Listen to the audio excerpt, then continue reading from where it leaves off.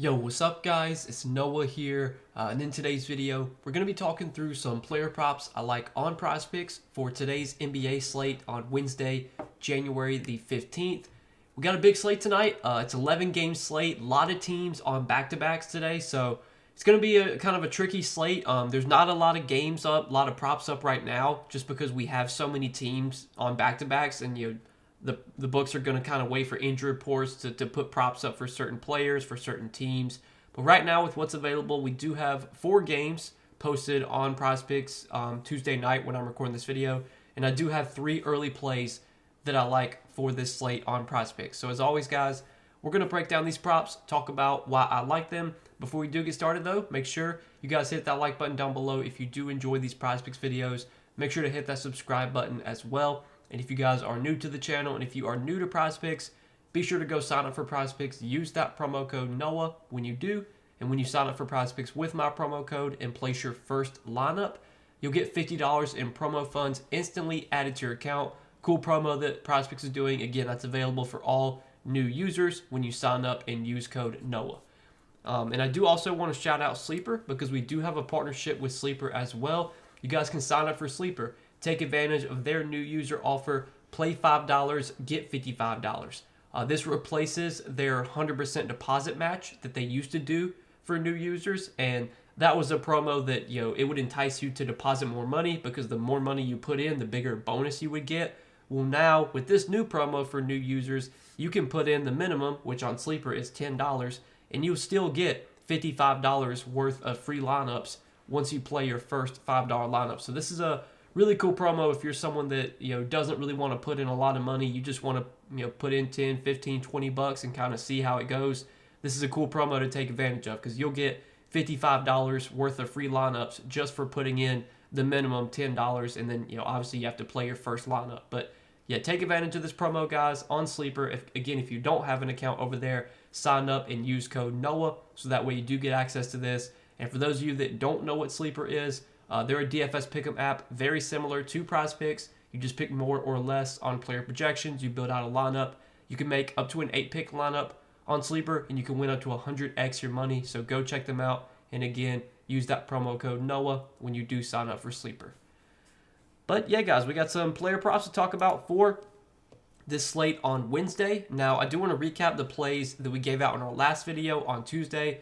So we gave out 2 picks Tuesday. Unfortunately, we went 1-1. We missed one of the plays. We hit one of the plays. The play that hit was Nikola Vucevic over 27.5 points plus rebounds. Love that matchup for Vuce. He had a great game. I think he had like 20 points and rebounds in like the first quarter. I think I checked the box score like halfway through or close to the end of the first quarter. He had like 13 points and 7 rebounds in the first quarter. He got off to a really hot start. Went over his line pretty easily.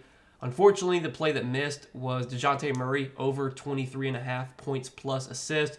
Got some really good CLV on that prop. That line closed, I think, at 25.5. We got it at 23.5. DeJounte Murray finished with, I think he finished with 22 points plus assist. Had another game where he just kind of shot the ball poorly, and I finally buy into DeJounte Murray. He starts to play well, starts to make some shots. DeJounte had gone through a really tough shooting slump where he couldn't make any shots. Finally starts to shoot the ball well, starts scoring a bunch, and then I finally buy in, take his over in a good matchup, and he goes back to shooting the ball terribly. He shot like 4, I think he shot 4 for 14 on Tuesday night, finished with 15 points and 7 assists, finished with 22 PA. We needed 24, lost by 2, so that was a tough one to lose. Love that matchup for DeJounte. He just kind of had a bad shooting night, and that can happen.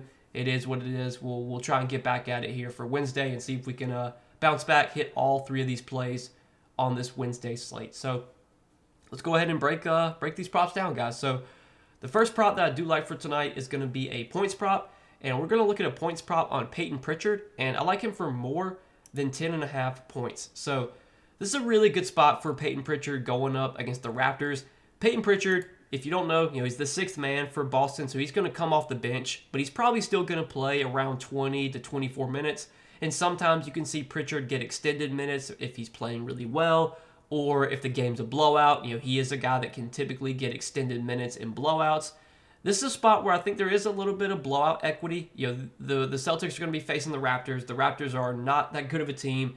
Right now, the spread in this game is like 12.5. Even though the Raptors are at home, this still has a big spread. So this is definitely a spot where Pritchard's minutes could get extended if this game does get out of hand.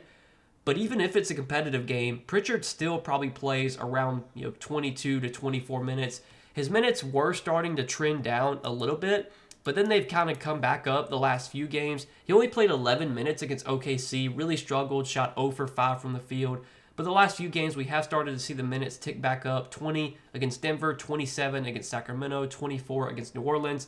Again, Pritchard is typically a guy that plays around 24 minutes. This season, he's actually averaged closer to 28 minutes per game. So he has been playing a little bit below his season average. But Pritchard's minutes can kind of all depend on how he's playing. You can see he had some games where he was struggling to score the ball. Had 0 points against OKC, only 3 against Denver, 9 against Sacramento. Did have 11 last game against the Pelicans. And I think this is another good spot for Pritchard. Pritchard, I think, is a player that can really thrive in good matchups when the Celtics are facing bad teams.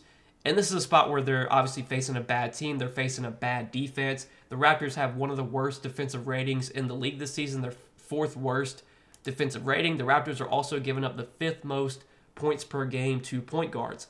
And we have already seen these teams play twice this season. Last time they played on December 31st, Pritchard had 19 points in 23 minutes. And then they did play back in November. Pritchard played 24 minutes in that game. He only had 6 points in that game, but that was just because he shot the ball poorly, 2 for 8 from the field and 2 for 7 from 3. But Pritchard has historically been a pretty efficient scorer kind of all throughout his career. Again, he's not going to be a heavy volume guy. Like, he's not going to go out there and take 20 shots. Obviously, when he's playing alongside Jason Tatum and Jaylen Brown, those high-usage guys, Pritchard's not going to be a ball-dominant, high-usage player. But when he's got a points prop of 10.5, it's not like we need him to go out there and take a bunch of shots to go over this. I mean, he could be efficient from 3, and I think the Raptors are a team that's going to probably leave him open because the Raptors are just a bad defense and they're going to make mistakes. So I like this spot a lot for Peyton Pritchard. I think there's a lot of ways that we can cash this over for him of 10.5 points. That'll be our first prop for Wednesday night. Now, the next prop I like is in that same game. We're going to go to the other side, and I like Scotty Barnes for more than 5.5 assists. So this is a pretty low line on Scotty Barnes, especially with Immanuel Quickley out here. So Immanuel Quickley has been out for a good amount of games this season. He's been injured for a lot this season. He's actually been injured for 20 games total. So we've seen Scotty Barnes play 20 games without Immanuel Quickley. He's had at least 6 assists in 15 of those 20 games. So a large percentage of the games that Barnes has played without Quickley this season, he's been able to get 6 assists. Last game against the Warriors was without Quickley, and in that game, Barnes did have 6 assists, led the team with 16 potential assists in that game. And so far this season, Barnes has averaged 13 potential assists per game. Like, he's been the primary ball handler. He's been the guy doing most of the facilitating. And if you look at last game, I mean, Scotty Barnes dominated the ball handling duties. So not only did he lead the team in potential assists, he also led the team in passes made. He had 74 passes made last game. Next highest guy was Jakob Poeltl with 51 passes made. And then if you look at the touches, Scotty Barnes had 104 touches last game. That just shows you the ball was in his hands a ton. Also led the team in time of possession. So Barnes is going to have the ball in his hands a ton, especially with Quickley off the floor. I think the reason this line is at 5.5 instead of like 6.5 is because they're facing the Celtics. There's blowout risk here. Like, I think that's the reason we're getting this line at 5.5. But if the Raptors can just keep this game somewhat competitive, Barnes should be able to get 6 assists, or he's going to have the opportunity to get 6 assists because he's just going to have the ball in his hands so much, and he's going to be doing a lot of the facilitating. Now, these teams have played twice this season, and I think one of those games was without Quickley. The game on December 31st was without Quickley. Now, Barnes only had 2 assists in that game. He had 6 potential assists, though. That was also a game that the Raptors lost by over 50 points. They lost 71 to 125. If the Raptors come out and score 70 points tonight, I mean, this over on Scotty Barnes is going to be cooked, probably. But I think the Raptors can probably do better than scoring 70 points here. Last time they did play, though, the Celtics, Barnes only had 2 assists. That game was without Quickley. And then when they played the Celtics on November 16th, that game, I believe, was with Quickley. Scotty Barnes didn't even play in that game. So, yeah, Scotty Barnes has only faced the Celtics once this season. He did only have 2 assists in that game, But again, it was a game that the Raptors only scored 71 points. I would think the Raptors could do a little bit better than that here. And even if this is a tough matchup, which obviously it is against Boston, there's still going to be plenty of assist opportunities for Scottie Barnes just because he's going to have the ball in his hands so much. Obviously, the potential assists were there last game without Quickly. I don't see things changing here. Maybe he has a tougher time converting those assists, but if you're going to give me 13, 14, 15 potential assists for Scottie Barnes, I think more times than not, he's going to be able to convert 6 of those. So I like that as our second prop for Wednesday. And then the third and final prop that I like is going to be a points prop. And we're going to take Chris Paul for more than 9.5 points. So Chris Paul been playing better lately. He's had some good scoring games. Over his last 3, he had 18 points against the Bulls, 18 points against the Bucks, 13 against the Lakers. Now, those teams have been giving, when it comes to points to guards, like the Bucks are giving up the second most points to point guards this season. The Bulls are actually, I believe, more towards the middle of the pack. No, they're actually towards the top 10, and the Lakers have been more towards the middle of the pack when it comes to points allowed to point guards. But what I really like to see for Chris Paul is that his minutes have really started to tick up lately. So in their last few competitive games, last 5 games actually, Chris Paul has played at least 29 minutes in 5 straight games. He's played at least 30 minutes in, I believe, I want to say 8 of his last 11 games. And one of the games where he played less than 30 minutes was a huge blowout against the Clippers where the Spurs won that game by almost 40 points. He played 29 minutes against Milwaukee. That game was also a blowout. He got subbed out a little bit early in that game. And then their last game against the Lakers, they won that game by 24. That was another game that got a little bit out of hand, so Paul got subbed out early. But in competitive games lately, Chris Paul's been playing around 32 minutes. And this game against Memphis projects to be competitive. It's a 2.5-point spread. Memphis is playing at the fastest pace in the league this season. Obviously, with Ja Morant back, we know Memphis is going to push the pace. So we're going to see, this is going to be a faster paced game, I think, especially with the, going up against Memphis. It's going to be a spot where the Spurs are probably playing up in pace. And when we just see more pace, that's just going to mean more possessions, more shot attempts, more opportunities for Chris Paul to potentially score points. And in competitive games, when Chris Paul plays 30 plus minutes, I would bet on him scoring 10 points more times than not. You look at games this season where he's played at least 30 minutes, he's gone over this prop, and I think I want to say a little bit over half those games. So in games with at least 30 minutes this season, Paul had 0 points against Minnesota, but then 13 against Utah, 6, 7, 2, 14, 2, 5, 12, 18, 13, 12, 6, 13. So about half of his games with at least 30 minutes, he's been able to get 10 points. In games with at least 28 minutes this season, he's had 10 points in 12 out of 20 of those. So, 60% of his games this season playing at least 28 minutes, he's been able to get 10 points. This matchup against Memphis, I would say it's good and bad. It's good from a perspective with Memphis playing fast. They're just going to be more faster pace, more shot attempts. I would say it's bad in terms of the fact that Memphis has been pretty good defensively this season. If we do look at defensive rating, Memphis does have the 7th best defensive rating this year. Memphis, in terms of points allowed to point guards, I think they're giving up the 10th fewest or 9th fewest points to point guards. But Chris Paul's a guy that he relies on getting to his spots when it comes to scoring. He can shoot threes, but he can also get to the mid-range because that's where he's does a lot of his scoring is in the mid-range. Chris Paul's not a guy that really has to he's not driving to the basket. He's not getting a bunch of layups. It's usually mid-range jumpers, 3-point shots that are going to be where Chris Paul gets his scoring from, and he's typically been an efficient scorer. He's not a volume guy anymore in his career. He's not a guy that's going to go out there and take 15, 20 shots, but he can take 8 shots and still score 10 points on 8 shots because he can shoot 50% from the field, 40% from 3.